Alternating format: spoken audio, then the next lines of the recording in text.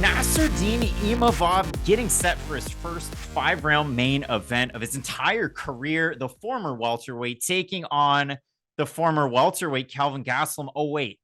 Monday night. And we film our videos. We did it on Saturday, Monday night, across the wire, 5:45 p.m. Eastern. Brett Okamoto tweets from ESPN that Gastelum is out, Matt, due to a mouth injury. So his mouth couldn't cash those checks. And all of a sudden, we have a guy that definitely likes to jibber jabber and jibber jab inside of the octagon. Sean Strickland. So this is a very interesting fight because it's still 5 rounds, but it's at light heavyweight. It's not at middleweight. That's an interesting connotation. If you go through Sean Strickland's overall biography, he started at welterweight. He was a king of the cage middleweight champ. He defended that title 5 times before he came to the UFC. And now he's moving and growing at 185 pounds with the promotion. Now, he was at 170 for a while. He got put on a poster by Eliseu Zaleski dos Santos, but we know him for the 4 main events that he's had since he's moved up to 185 pounds. This will be his 4th. He fought Uriah Hall. That was a really good win. He fought Jack Hermanson. That was a win. And then he fought his last time out, Jared Cannonier, almost a month ago. So a really nice short notice turn for Sean Strickland. But Matt, where I hand it off to you, Sean Strickland 2 days ago was posting on his Instagram that he wrecked his dirt bike in a bunch of bushes. And now all of a sudden he's going to fight. So how surprised are you about the fact that we do have Sean Strickland? Now all of a sudden, Imavov going from the red corner to the blue corner, and he's actually fighting up the rankings, taking on the number 7 Strickland. He was originally due the number 13 Gastelum. How fast did Nassourdine Imavov sign this contract? Like, this is a pretty good opportunity for him because here's the thing. I think we both admit it going into that Kelvin Gastelum fight that, hey, Kelvin Gastelum has very obvious strengths and weaknesses that Imavov is going to struggle with. He has the gas tank that, there are those question marks surrounding Nassourdine with. And Sean Strickland does have a lot of those same components. The difference is, like you just said, Kelvin Gastelum for the better part of the last 2 months has hopefully been getting ready for this here main event, whereas Sean Strickland was getting ready for another fight. So hopefully that there is a little bit of carryover in between fights because sometimes we do see that. And that's the thing. I don't want to just say, oh, it's a negative. Oh, it's a negative. He's doing this on short notice because it's not like he'd probably get completely out of shape in only a month, when he's probably on the UFC short call list for, hey, I'm always pretty ready. I can always be ready around these weight classes. And this really is kind of a Kevin Holland opportunity because they're doing it up a weight class. It's going to have connotations on the rankings, but like, is it really going to matter in the grand scheme of things? So I think it's going to be a fun fight to put together, but I'll be completely honest with you. I think the move up to 205 is going to favor Nassourdine Imavov a little bit more than it will Sean Strickland. And maybe we will disagree on this. I just think for Imavov, he's a little bit thicker. And I think that's going to matter with regards to 205 because physically, I think they're both going to look somewhat similar. I just think Imavov is going to be slightly more filled out. I could be wrong by the time we get to fight night. I will just be curious, though, if Sean Strickland does have the good cardio, if he does have the good output that we have seen in some of his past main events, then this could be a really difficult fight for Imavov. But here's the thing, and I know I picked Cannonier to beat Sean Strickland. I was not impressed with either guy in that main event. Like, neither guy in that fight really gained stock in my eyes. I know Cannonier's trying to get a title shot or at least a number 1 contenders type fight off that, but like, dude, you barely outpointed Sean Strickland. Like, yes, you landed some of the more damaging strikes, I would say, but Strickland was still in there landing his peppering shots. So I just think the obvious strengths and weaknesses are there for both guys. Sean Strickland has to watch out for the big punch, and Nassourdine Imavov has to really worry about his gas tank in this one. Well, and that's the big thing when it comes down to this fight. In full transparency, we're 3 hours removed from this fight being announced. So when I went back and tried to really do a little bit more advanced tape study, because let's face it, I mean, Sean Strickland just fought Jared Cannonier. We just saw that fight. And for Imavov, he's getting ready for Gastelum. What does Gastelum do? Well, he's a southpaw who also happened to move up from 170 to 185, like both of these guys. And Gastelum will throw that lead hand as a jab, as an uppercut. What does Nassourdine Imavov do?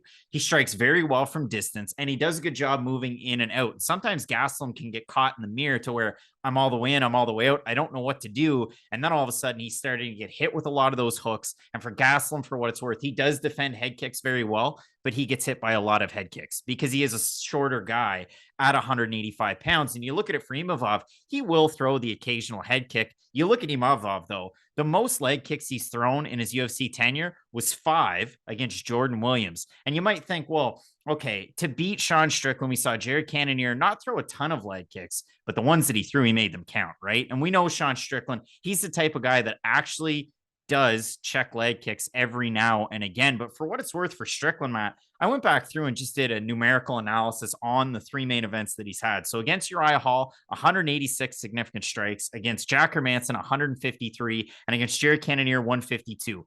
How many leg kicks do you think Sean Strickland threw in those fights? Add them up. Maybe 5.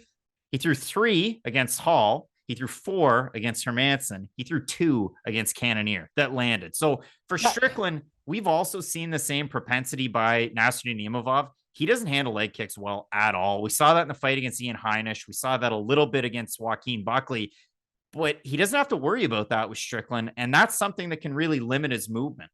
This was my big concern when he was fighting Kelvin Gastelum. It's, hey, I know Kelvin Gastelum might not be the guy that he used to be. He's not necessarily an old fighter. He's just been in a lot of really crazy fights at this stage of his career, but he's still insanely durable. Like, he can eat a lot of big shots and still look strong in the 4th and 5th round. This isn't a knock on Sean Strickland, but like, I don't think he's nearly as durable as Kelvin Gastelum is, especially not at 185 and probably not at 205 either. And that's the thing. I will be curious to see if both guys will just be able to take a tremendous shot at 205. Like, if neither guy's cutting that much weight, I still think Imavov is going to be the much heavier-handed guy in this matchup, because we have seen Strickland get caught, get stunned, get hurt before at this weight class. And that was my big concern in the Gastelum matchup was, hey, if he hurts him early and Gastelum's able to weather that big storm, then maybe Gastelum could take over as the fight continues. And you bring up a lot of those significant strike numbers for Sean Strickland, and I know we're going to disagree on this, but other than Cannonier, I would say Jack Hermanson's not at the best stage of his career, and Uriah Hall is not even in the UFC anymore. Like, yeah, but I mean, whoa. Hermanson went out there and put on a great performance against Chris Curtis right after that. Not long after that. So, Craig, that wasn't a great performance. Everyone booed. That was a terrible fight. It was a great bounce back. But when you do consider it and you do look at both of these guys, here's the big thing. And I'll kind of pick up your point here. And I know a lot of people are going to talk about this. This is my big note about this fight. It's about the big shots and it's about the noise. Which one wins out? And it all depends on what judge is sitting in that chair throughout 5 rounds to make the decision. I have no idea what MMA judging is going to look like in 2023. It seemed like at the end of 2022, you had some people that kind of favored control time and volume over the damaging shots. And that was definitely a really tough look. And that's why we opened up our video at the start of the week saying, hey, you know, the state of MMA is in a weird spot. We got to try and punch up and be positive. And if we're trying to be positive about this one, Sean Strickland, you assume that the gas tank is going to be there for 5 rounds. It's held up through these 3 fights. It's held up in his other fights that were 3 rounders at middleweight. He was on a motorbike 2 days ago. He didn't know he was fighting. I'm sure you have to edit together drone footage and it takes a couple of days. No, but my point is, you said it yourself. He wasn't in camp. Like, one guy was getting ready for a fight this week. I'm sure he was going to the gym and he was actually doing some work. And he's one of the harder sparring guys out there, whether that's a good thing or it's not. But Matt, the big point about this one, Sean Strickland in his fight against Jared Cannonier, whether you thought he won, whether you thought he lost, the votes were split on MMA decisions. It was 13 to 7 for Cannonier. Strickland was minus 110 in that fight against Cannonier. In this fight coming up that was supposed to be this weekend, Imavov was about a 2-1 favorite going up against Gastelum. So we're not going to be able to see odds for this one because, again, we're 3 hours away or removed from the fight announced. But I did throw it out there on our YouTube community tab. And Matt, people have shown up already. 2 hours in, 262 total votes, 54% going with Strickland, 46% going Imavov. Matthew Moore saying this is a little more interesting now. Artem MMA is a little bit down on Gastelum, and Mr. Face is pretty down on Gastelum as well. So the votes are ever so slightly on Sean Strickland over Nassourdine Imavov. But I will say this, because I haven't really talked about Imavov. You touched on, or we both talked about Kelvin Gastelum and his fight style. With Imavov, he can pump that jab out there from a couple of different angles, and he also throws his left hand as a shovel hook every now and again, as well as just your standard everyday hook. Those differences and those problems caused issues for Jordan Williams. They caused issues for Heinisch for sure. And when it came to Shabazian, it was really that added kind of wrinkle of his grappling that was able to win out in that fight and defending his takedowns. We saw it in the fight against Buckley that he struggled, especially in round 3, and the commentators really harped on it. But he was going for lazy shots himself. He was looking up at the clock. His hands came down tremendously. And Imavov's not a guy that holds a really high guard. He holds his hands at chest height to throw those odd angle punches. So I'm really eager to see what we get out of Imavov. His defense from range is much better. Strikes absorbed per minute, 2.43 to Sean Strickland's 4.18.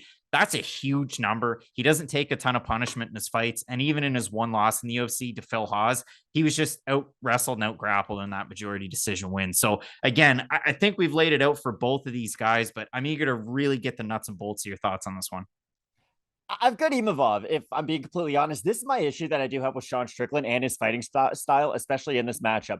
The one thing that Imavov does have a significant advantage over Sean Strickland is his lateral footwork and his footwork forward and backwards. And I think Sean Strickland's going to find himself reaching a lot to try to land from point A to point B. And yes, he does throw a lot of volume together, but I think that might turn out to be a bit of a double-edged sword. I brought this up a lot when Aljamain Sterling was fighting Piotr Jan. It's, hey, when you're a guy who throws a lot against a guy who's a really talented counter striker, sometimes it's not great to give away a lot of your looks, especially early. And I know Jared Cannonier's the type of guy who can really make you pay for being out of position. But again, I wasn't impressed by either guy in that fight. And I do think Imavov's going to be able to counter a little bit more effectively off the back foot if Sean Strickland does find himself reaching for some of those combinations. But again, I do think that as this fight continues, it should start to favor Sean Strickland. I just think he's going to eat some of those bigger shots early on in the fight. And I think those will tell the story. Yeah, and that's the big thing for Sean Strickland. We've almost seen him, even before the Pereira fight, where he just kind of hangs in the pocket that extra half second. We saw Jared Cannonier was able to capitalize on some of those shots. And again, depending on how you scored that fight, it's still a loss on his record. But now all of a sudden, he gets to kind of leapfrog Cannonier in everybody's minds to start this year. And listen, the year starter cards, I mean, from the first ESPN card, which was Dillashaw, Cejudo, to what we've had, Cater versus Chikadze last year, they're usually pretty big cards, and they usually leave a pretty big impact with MMA fans. I do have Strickland ever so slightly. I like the control rate just a little bit more in the majority of his fights. But like I said, I like the volume, round 3, round 4, round 5. I think he can start to kind of pull away a little bit, even if we have question marks about, was he in camp? How dedicated was he? And what's the weight cut going to look for both these former welterweights now at 205 pounds? But I absolutely love the fight. And Matt, the fact that we're doing this one so early on in the week, you'll know if there's any more changes here. You can definitely check us out at Fight Night Picks, Instagram, also on Twitter as well, but here on the YouTube channel. So with that, Matt, we leave you. We've had a great time breaking down all of these fights. Make sure you check out Damon Jackson versus Dan Ige. That's a really fun one. I mean, the UFC signing so many different fighters, adding to the roster. We've lost Mike Jackson from the roster, so spill one out for your boy, because Mike Jackson's no longer a UFC fighter. But we have a big time week planned for Fight Night Picks. Again, 2 hours before the prelims. You can check us out with question mark kicks. You're going to want to keep it locked in with Fight Night Picks. And as we always say, Let's get into it.